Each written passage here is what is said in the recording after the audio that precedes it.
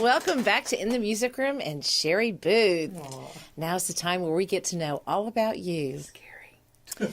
Well, I know in one of your songs you mentioned that you were you born and raised in Dallas? I was born in South Oak Cliff. Okay. All Yeah. right. Not too far from here. Not too far from here. That's right. Yeah. And then you also said that you lived in Tulsa. So put together your life and where you've lived. Oh, wow. Well, my mom was a gypsy. Got it from my granddad. Uh-huh. My mom is one of 13 children. Oh, my. And they moved all over. My granddad was a mason. He was a bricklayer. So he had to go where the work was. Right. And so they went from Tennessee to Arkansas, back to Tennessee, back to Arkansas, and then they ended up in Oak Cliff. And so that's when I was born in Oak Cliff. Mm-hmm. And then Mom wanted me to go to good school, so we moved to Highland Park. She found a little apartment complex. She was a single mom by then. Her and Dad divorced when I was 3. Mm-hmm. And so we moved to Highland Park, and I went to Bradfield Elementary School. And then we moved to Richardson, Texas, because I failed 5th grade. My math teacher would not let she talked my mom into making me go. And so I'm like, I'm not going to this school if you're going to do that. Yeah. I'm not. So she took me to Richardson, Texas to redo 5th grade. In 9th grade, I got to come back up. But yeah, because I was already a January kid, so I was already older than everybody anyway. Right. You know? So hold me back a year, and then I'm not doing it. So anyway, we moved to Richardson. I went to 5th grade again, and then we moved back to North Dallas. My mom met a guy. I should have sung that song about her meeting another dude and getting married. But anyway, then we went to that's by the time we did all that, went through that thing, went to W.T. White High School after they were divorced, and then I lived in Lewisville, Texas, got married, had 3 kids, moved to Austin because he was in the Air Force, divorced him in 80, moved back to Dallas because my ex-husband, because I got remarried in Austin, and this guy, I had to live in a battered women's center. It was really bad. Oh, yikes, yeah. So I was getting beat up pretty good by my first husband and my second husband, and so unrequited love, or therapy. Should we catch an eye in there? It's like, So then I moved back to Dallas because I had to get away from him because the police wouldn't do anything. I mean, they would not do a thing. I had a knife in the door with a note that he was going to kill me, and the police wouldn't do anything. So it was crazy. Mm-hmm. So anyway, got back to Dallas, went to beauty school.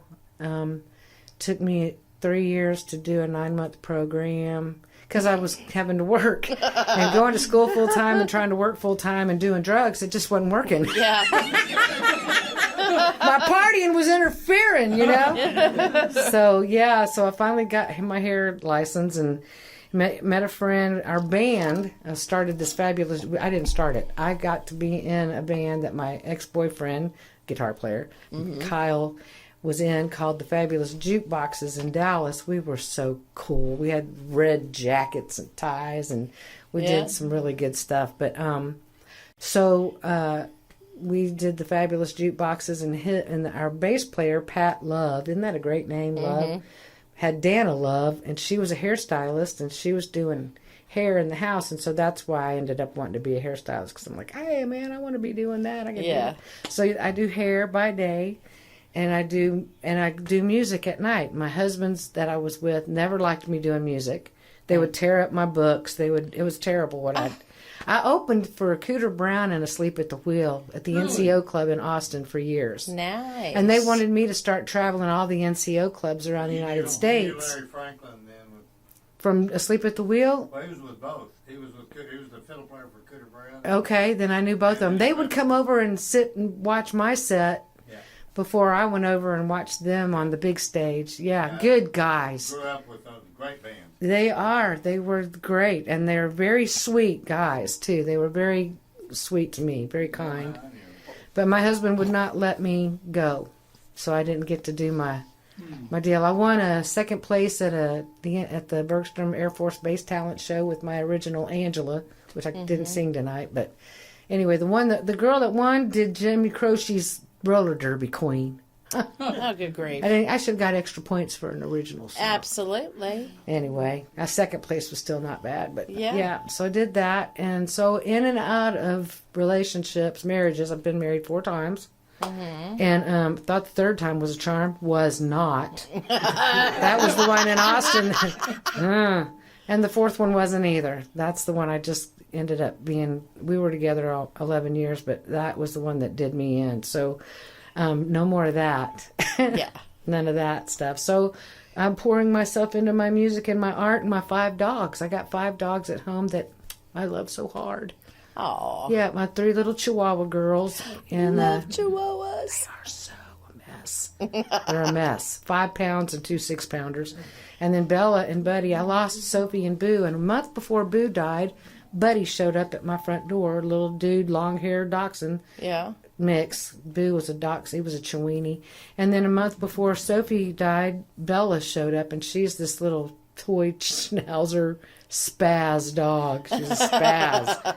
So her and Buddy have each other, and then the 3 littles have each other, and I don't let them to get together because they gang up on because the Chihuahuas think they're Rotties. Absolutely. Yeah, they're going to tear these 2 up, and Yeah. that doesn't work out so good. They almost hurt. They hurt Sugar real bad, but I got her back to health. But yeah, so that's me in a nutshell. Music and art I did, and my dogs. I love my dogs. Yeah. We love ours too, but we only have 4. Only 4. But you have 2 goats and cats too, right? And a And bird. a parrot, yeah. Yeah. So yeah, menagerie. Yeah, we kind of make up for it. I love it. They're so good though, aren't they? They are. Treadway Zoo Bar and Grill. That's right. Oh, I love it. The Zoo Bar and Zoo Grill. Bar and Grill. I love it. So you ended up in Edom, Texas, which is East Texas. I did. My mom had moved. Every time my mom would move, whenever my mom, the reason I ended up in Austin is my mom moved to Austin, got married, and then she wanted me to come move there with her. And I was in the middle of a real bad situation where I was. Bad relationship, drugging, not good, drinking, not doing good, going downhill. And my mom called me crying. God knew the only way to get me out of this mess was for my mom to need me bad. And so my stepdad ended up having to go into treatment for suicide watch because his son had died, OD'd on coke. Oh, gosh. And so Gene was beside himself, his only son, And anyway, so she called me crying if I would come and be with her while Gene went into treatment for suicide watch. And so I don't fly, but I ended up getting on an airplane because we hit a tornado and almost died in an airplane, me and my 3 kids. Oh, Lord. The stewardess broke her back. All the drinks went on me and my kids. We popped out of our seatbelts, hit the ceiling of the plane. It was crazy. Oh, man. Crazy. So I'm like, maybe I'm not meant for flying, I'm thinking, this is not for me. And so she got me on an airplane, to come down there. And so I did, and I ended up staying. And she ended up talking me into going to treatment. And I did. And so I got clean and sober and started running the halfway house 12 and 12 in Tulsa for a while. And not running it, but running the, I was front office kind of stuff. And so I did that, and I was going to be a drug and alcohol counselor and do all that stuff, and ended up not. I ended up following what I love doing, and it's hair. I did go to nursing school for about 5 seconds, and in Austin, because I had a nurse when I was having my child. It don't hurt that much, okay? Well, let me just say, yes, it does. And so I asked her, how many kids do you have? And she says, none. I'm like, you need to shut your face because you don't even know. That's so right. They should never have nurses in with those women that have never gone through that. Yeah. So I was going to make stand on that. And I was going to go to nursing school and be a labor and delivery nurse, right? Until God gave me a vision and said, Sheri, you're not going to make it. You won't do it. Your first stillborn will break you. And I thought, ooh, I never had thought about that. Yeah. And I'm like, if I can't even hit a butterfly driving in my car without getting terrified, upset, Yeah. I can't do it. I'm not that person. Right. I'm a tree hugger, So I so I prayed about it, and I was just kind of asking God, well, what can I do that will help people feel better? And it be, and he said, hair, do hair. And then that's when I did that. So I get to do art all the time. Hair's another medium. Painting is a medium. Drawing, poetry, writing songs. Yeah, these are really pretty. You're so sweet. These are older. This is my last one that I did. The newest one. Uh-huh. That I did. And this has varnish on it. I don't have varnish on those. And I really kind of want to do, I think I might want to rework those. I don't know. I love them. But I might want to just... Well, if it's not broke, don't fix it. Okay. Well, if anybody wants them, they're really going to be inexpensive tonight because... in the gallery, they're more because I have to pay the gallery, but... Well, look at you. So you even have paintings in a gallery in... Two galleries. I've got paintings at the 211 Gallery in Athens. Okay. And paintings in the Art House Trinidad, which is another really cool gallery in Trinidad. Oh, neat. Which is over by Malakoff. Mm-hmm. Yeah. Good people.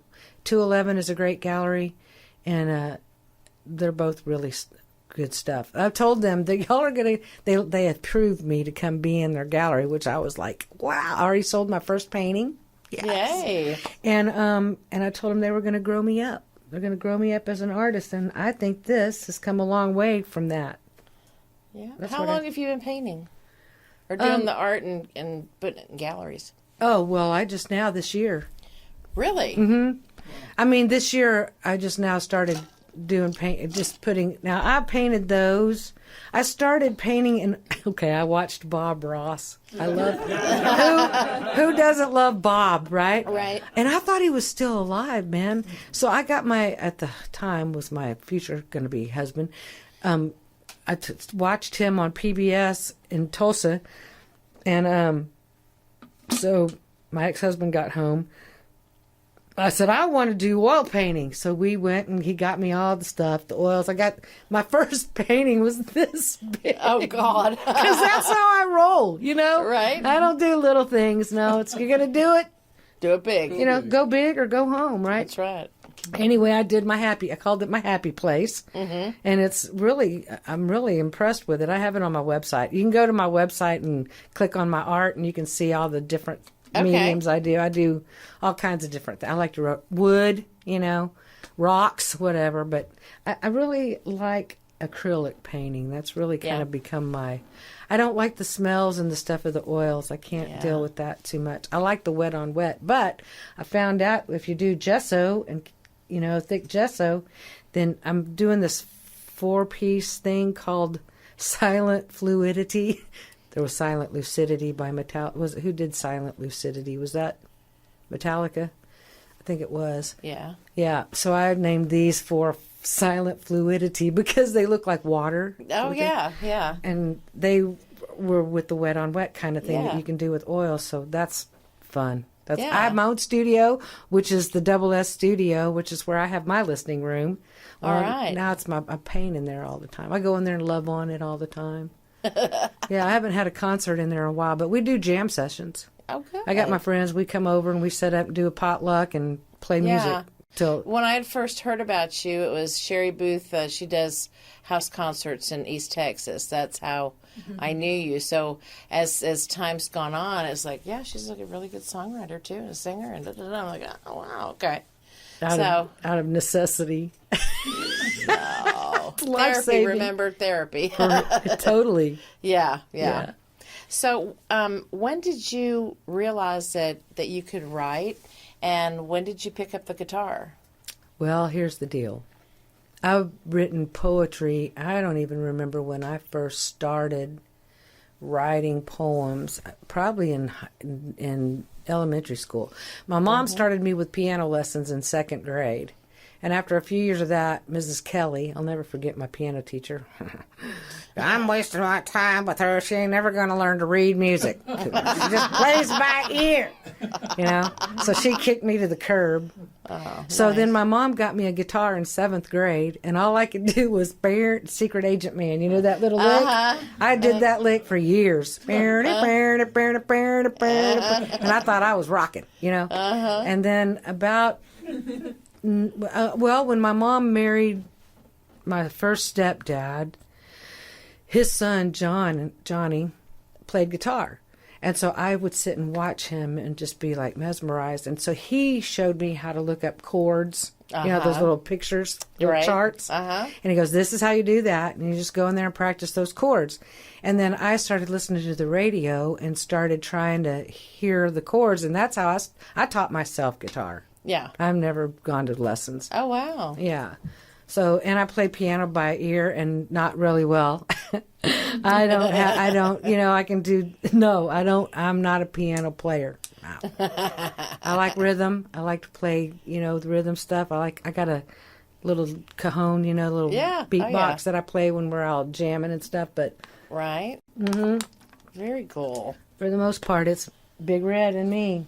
Yeah. That's where we go. She's a beauty and she sounds great. Thank you. I have a really cool band. And so when we're out playing at the Forge or wherever, it's Marcia Keys, me, Steve Benton on bass, and Andrew Schaefer on lead guitar and stuff. Currently, you have a band. I do. Oh, wow. And we rock. I love them. See, I like being in the... It's bar and grills. I don't do bars anymore. Right. Like in Tulsa, I can't even believe we would show up at 9 o'clock and play till 2 in the morning. Wow. That's a lot of music. That's a long time. I don't 5 hours, yeah. No. 3-hour gig is, I'm spent. Yeah. I like 2-hour gigs, and get paid fairly decently for that. Right. But 3-hour gigs, they'll tear me up. So, but it's like 7, 8 to 10. Yeah. I'm home by 11. The dogs love it. We're on the recliner with the TV going, all cuddled up by 11:30. Right. Perfect. So, do you incorporate your originals, or do you guys just do covers as a band? Mostly covers. I do a few of my originals, but not very many because I know that people. Sharon Walker just yells at me all the time. Just play your originals all the time. They'll get to know them, and then blah blah blah. And I'm like, well, but when you don't get tip money too good, you know what I mean? And when people are coming up, oh, do you know this or do you know that? So, hard to fit that in. Know your venue. That's what I tell my people. It's like, know your venue. You don't have to be, I'm not trying to be a rock star anymore. I'm done with that. I don't want to go try to do, are you kidding me? Do you know how hard they work, those people? I mean, if a record person signs you up, you're owned. Oh, yeah. And you have to go out and you have to tour you're paying. It's crazy. Yeah. I don't want to be owned by anybody. Yeah. So I'm happy being I like being a little fish in a little pond, Right. I don't need to be no big fish, man. I'm just happy to hang out with my friends. Hey, if you can do what you love and support yourself doing it and you're happy, that's all that matters. There you go. Well, music and art's not supporting me, that's for sure, but it's definitely saving my life. Then it's supporting you. Yeah. Okay, you're right. That's true. Yeah. But support isn't just financial. That's true. You're right. That's where your backbone is. That's a fact. Yeah. Thank you for that. That's so you're really still true. doing hair? I am. Okay. I'm doing hair. I've got a little salon set up in my house. It's really cool. awesome. So, and I always wanted a salon at my house so you don't have to pay rent somewhere else. Why Right. just give your money away, Yeah. So I've got a nice little salon at my house, and I do hair by day and music by night, which is pretty much what I've done most of my life. I've had all kinds of jobs. I've managed a goat farm, I'm telling you, I've done it all. Sounds like it. I will. I love goats. I will. I'll come over. I love them. Yeah. That's funny. Oh, wow. And then I have a nonprofit that I started back in 2019. 2018 is when it came to do this. And I was going through all these grant writing seminars, and I haven't written any. I am not the admin. I am the creative director. Right. I am not the administrator, nor am I a grant writer, nor do I want to do any of that crap. Yeah. But so it hasn't got off the ground at all. But it's called Hearts Found, which is healing through the arts. Nice. Because music and art heals people. Sometimes words just don't come. Mm-hmm. Sometimes people can't talk about what they've been through. Right. Yeah. I've been through a lot. And, I'm a victim of child abuse, sexual abuse, domestic abuse. I've been through it, Songwriting. songwriting abuse. Songwriting abuse. Right. So yeah, so music has really saved. I mean, I'm not kidding when I say this saved my life. Yeah. Yeah. So so this nonprofit is trying to help people who have gone through the same thing. And then I've done a few fundraisers and didn't really make any money doing that. And I'm not a money beggar.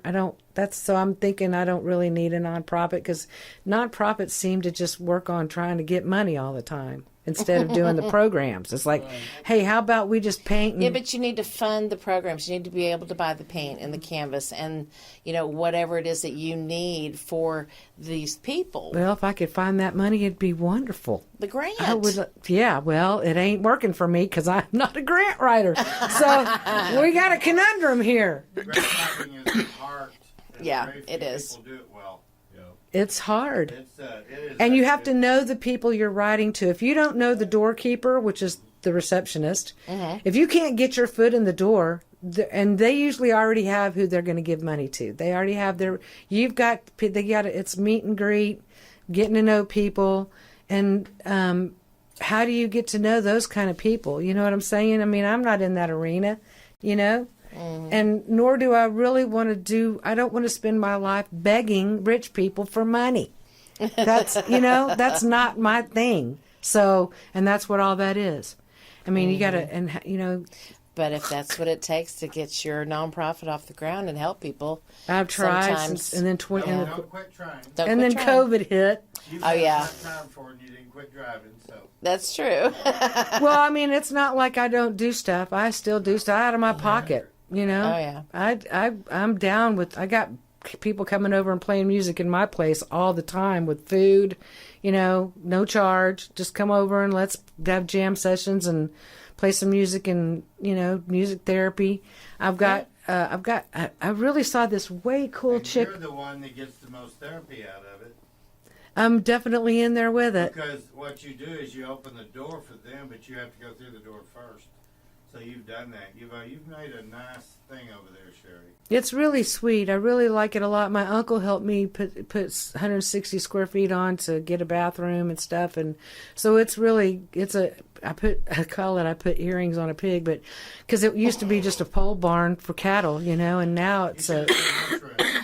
This was Really? an old nasty garage.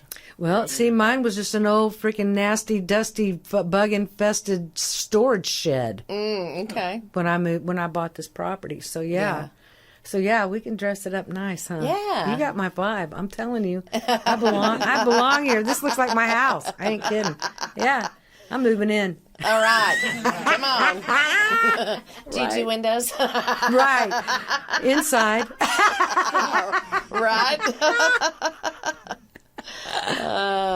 So, what are your future plans as far as, are you still going to host your house concerts, or have you just kind of pulled back on that because of everything else going on in your life? Well, I have pulled back. I did it for 2 years. I had some great people coming and playing, and I still have great people wanting to come and play, but I didn't have anyone coming, and because I had $15 ticket sales going, and all that money went to the artists. Right. But that didn't keep the electric bills going and the water bills going and all that stuff. And so I was paying a lot of money out of pocket, and I couldn't afford it. Yeah. So I had to take a hiatus. Mm-hmm. And so I'm still kind of sitting back on that, kind of wondering what direction to go in on that. I'm not sure. Give it to the Lord, He'll tell you. I have been. I mean, I'm sitting on it, and he's, he'll just decide. He'll tell me what he wants me to do. When He wants to. Yeah. So yeah, I'm just right now just having jam sessions and painting my paintings. Hey, Right, it works. Right, I need to do that. Let me just say this: I Call on You. The last song that I've written was 2009. Okay. That's a long time. I've got words though. I don't think I'm not writing, because I've got words coming. I write stuff all the time. Like I've got this one that I'm working on, and I came up with this way cool freaking melody, and wrote the chords down and all that, and I can't remember it. I need to get my recording studio set back up so I can. Your phone. Just record it into your phone as quick as you can. That's a good idea. There. Right. I've got that with you all the time. That's true. Yeah. Now, Double S Studio, is that your home studio? Mm-hmm. That's the one. I call it the Double S because I'm Sheri, and my mom is Sue. Okay. And I moved Mom onto my property. So now, and then my mom's brother moved in with her. So I've got my mom who's 85, and then my Uncle Bobby, who's 86, living on my property, practically in my yard. She's got a house, and my mom's ready to kick him to the curb. Not really. She's just right. She wants him to have his own place, but she doesn't want him to leave the property, nor do I. Right. You know, and I've even offered the studio for him. So, you know, whatever we're supposed to do, you know, at this, it'll come. Yeah, I'm digging the compound. I want, you know, I think family's supposed to stay together. Yeah, we've been taught wrong. We need the family with us to be, you know, like once I'm like right now, can I grow my own food and take care of the animals and do all that stuff with these knees? Not really. And I'm working on it, you know, but I need my grandkids and my kids. You know, they need to have houses on the property. That we can all community do this. That's really how it should be. Do you have a lot of acreage out there? 11. 11? Well, that's nice. Yeah, and a pond. Yeah. Oh, very nice. Yeah. It's a hayfield right now, so I can get ag, but yeah, I would move So would houses you say on. that Edom is kind of your paradise where it's calm and it's I wish I could. It's what I moved there for. And I didn't necessarily move to Edom. I'm 3 miles from Edom, so I'm closer to Edom than anywhere else, but that's a Ben Wheeler address. Okay. But this property, this place was what I really thought I was supposed to go to and do the homesteading with the family kind of a thing. And then all my kids live in different states, and nobody's here. I haven't seen my grandkids in too long, 9 years. Yeah. My son's kids are in California. My daughter and her kids are in Tulsa still. She says I deserted her. She's mad at me. Oh, good grief. I miss her so bad. And then my youngest daughter's in Memphis with her two, and I've only met them twice, and they're 11 and 12. Yeah. Which is hard. I know. So I lost my flies. kids in my first divorce, which was horrible. I thought I was going to die. Oh. It ripped chunks of me out. Yeah. So, yeah, there's been a lot of... Well, I bet with everything that's, you know, so and so mad, this and that, get over it. And they need to just. She will. Yeah. She loves me. She can't help it.